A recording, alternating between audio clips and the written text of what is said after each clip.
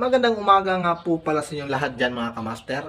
Itong video na to para lang po to sa mga nais magtipid. Kumbaga tipid tips po to mga kamaster, no? Ito po ay ang topic po natin ngayon kung paano natin maaayos ang mga sirang LED bulb o yung ilaw kagaya nito. Yan mga ganyang ilaw. Meron po ako nakitang mga sirang LED bulb dito, tinapon ng nanay ko. Susubukan natin kung maayos natin at ipapakita ko po sa inyo kung paano natin ayusin para di na po tayo bibili ng bago kasi mahal po ngayon ang LED bulb. Dito po sa ating taas, no, wala po yung ilaw. Lalagyan po natin yan pag umilaw to at ipapakita ko po sa inyo ang mga tips. So tara mga kamaster. Dito pala meron ako nakitang LED bulb na tinapon na, no. Tignan natin kung maayos pa ba to. Dalawa to. Mahal ang LED bulb na yan eh.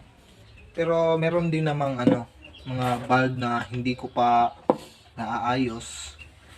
Kagaya ng fan type. Yung tatlo nandito sa eco bag. Diyan. Tinitingnan ko pa yan ng maigi. Dalawa yan at saka meron ding isa dito. Maraming paraan sa pag re-repair nito. Ipapakita ko po ngayon sa inyo. At para malaman natin kung gaano lang ba kadali mag-repair ng ganito. So tara mga kamaster. Sa pagre-repair pala ng mga LED bulb, hindi na po natin kailangan ng masyadong maraming gamit. Meron po akong ito kasi wala po ako talagang gamit eh. Meron po akong ito sirang nail cutter na may ganito. Inop. Ayan o. Ito po yung ginagamit ko para sa mga screw. Pero ito magagamit din natin to sa iba. So ayan. Ayan na, LED bulb yan. Kitang-kita nyo naman. Tatabi muna natin yung isa. So ito, pupunasan lang natin para makita nyo po. Hindi na po tayo gagamit ng ng tester. Talas lang po ng mata yung kailangan dito. So ayan, bubuksan po natin at makikita po natin kung ano ang sira nito. Ayan, napakadali lang buksan. So ayan, kung nakikita nyo mga kamaster, meron pong dito mga LED bulb. Yan po yung LED bulb. So sa mga LED bulb na yan, ito po yung kakaiba, may itim sa gitna. Ayan po, may itim. So ito yung possible na sira. Ito po kasi kapag may isa lang dito na nasisira, ayan, di na po gagana yan lahat. So susubukan po nating ayusin ito. Marami pong paraan sa pag-aayos nito mga kamaster. Napaka basic na tips na pwede nyo gamitin. Isang lapis. Pero ngayon di ko po ipapakita kasi wala pa po tayong wala po tayong lapis. So ito nga lang po yung ipapakita ko sa inyo.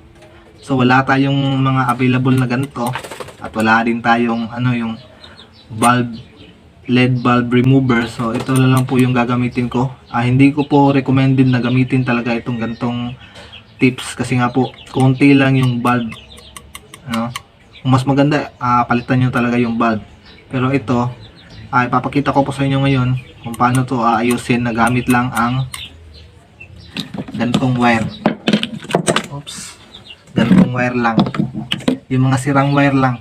Ganito. So ipapakita ko po sa inyo. So, ito po yung possible na sira. Halata naman po. So, tatanggalin lang natin to. So, sa pagtanggal, ganito lang po.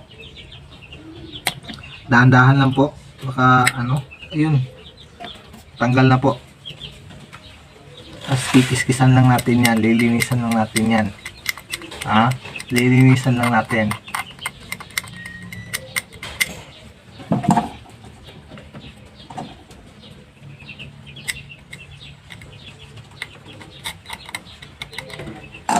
Linis na po. So dito na papasok itong wire. Ito palang tips, tinatawag po itong jumper. Pwede rin po yung yung foil. Basta foil at saka pwede rin to. Tapos kukuha na tayo.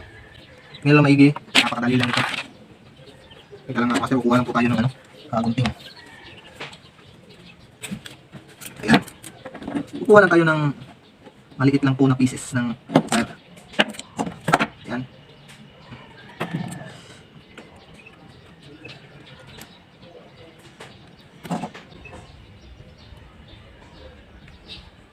Ito po mga kamaster, pwede na po siguro to.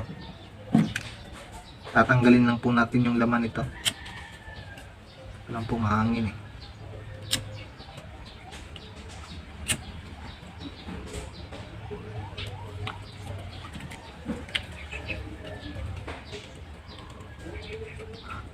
Sundan nyo lang po ito mga kamaster kung gusto nyo po talaga makatipid.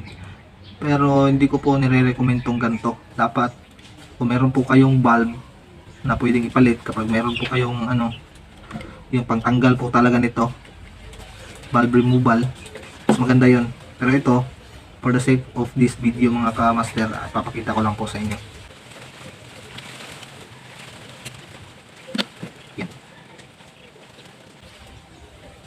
Ayan mga kamaster, ang gagawin nyo lang po dito, gaganyanin nyo lang po.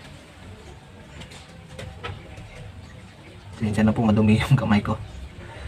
Yan, gaganyanin nyo lang.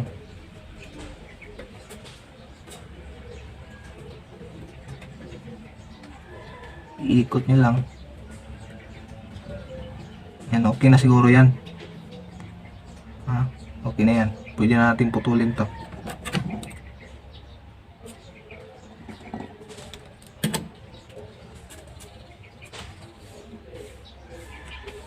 Yan. Ayan po yan mga kamaster. Ayan. Gagawin nyo lang po dito. Lalagay nyo lang po siya dyan. Silbi. Ito yung papalit sa bulb natin. Yan. Lalagay nyo lang. Ano lang. Napakadali lang. So, kung meron kayong electrical tape, mas maganda. Kasi ako wala akong electrical tape eh. So, ito yung gagamitin kong pangdikit.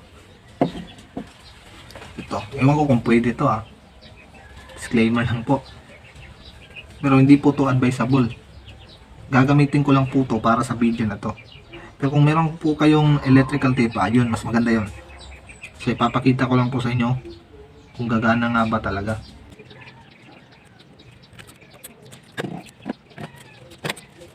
Yan.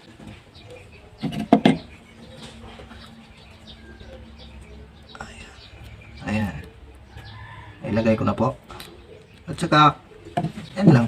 Lagay nyo lang dito. Ganyan lang. Ganyan lang.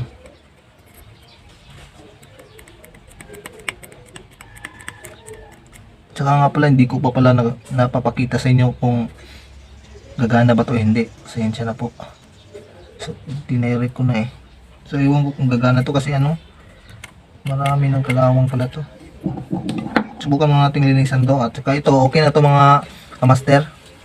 Pwede nyo pong gayahin.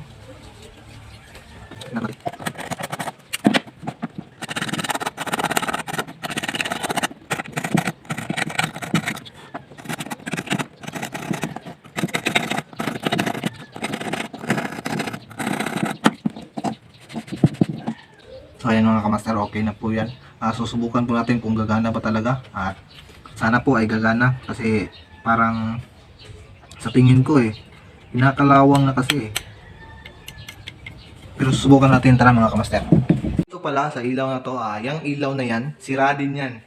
Wala lang akong napakitang video kasi di ko po siya kinukunan ng video. So sira po yan. Ipapakita ko po sa inyo ngayon na sira talaga yan. Meron po akong nilagay na ganito rin. Meron po akong nilagay na ganito rin. Tinatawag po itong jumper. So i-off muna natin. Ayan. Ayan mga kamaster.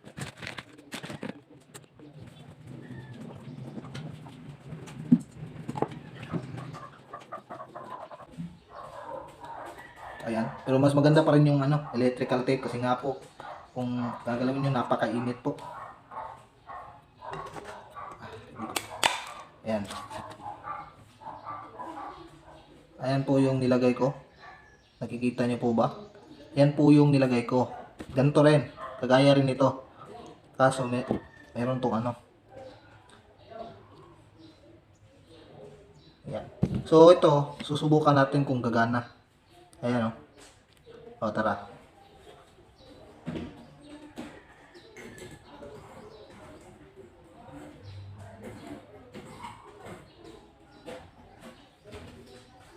Ayan na po mga kamaster, susubukan po natin at sana ay gagana po siya kasi nga po yung dulo niya may kalawang na po kasi. So, i-on na po natin mga kamaster.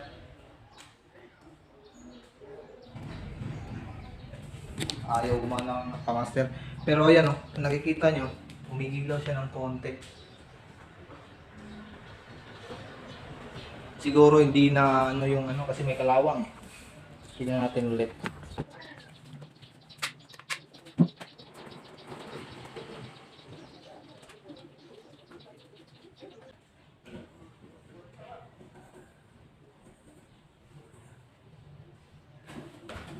Sana po ay gumana po to. I-on na po natin. Ayun. Ayun. Okay. Gumagana siya mga guys. Ayan. Gumagana. So yun lang po. Yun lang po yung mga tipid tips po no. Kung paano po i-repair. Subukan nyo rin po. Wala pong halong biro po yun. Ayan. Kita-kita nyo naman po. Sirang-sira po talaga yun. At gagawa po ako ulit ng video kasi nga po ay hindi ko po na-test yung nakita po natin kung gumana ba o hindi. So gagawa ulit ako ng video at ipapakita ko kung gumagana ba talaga o hindi yung bulb na i-repair natin. So ito pong na-repair natin ngayon. Kita niyo po. Ayan po. Gumagana po siya at okay na okay. So marami pong salamat sa inyong lahat dyan mga kamaster. At kung ito pong video na to ay nakatulong po sa inyo, sana po ay support niyo po yung YouTube channel ko. Ito ay yung TV po. At pakihit na rin po yung notification bell para updated po kayo lagi sa mga ganito pang content na i-upload ko sa susunod. So marami pong salamat sa inyong lahat mga kamaster. God bless. Goodbye po.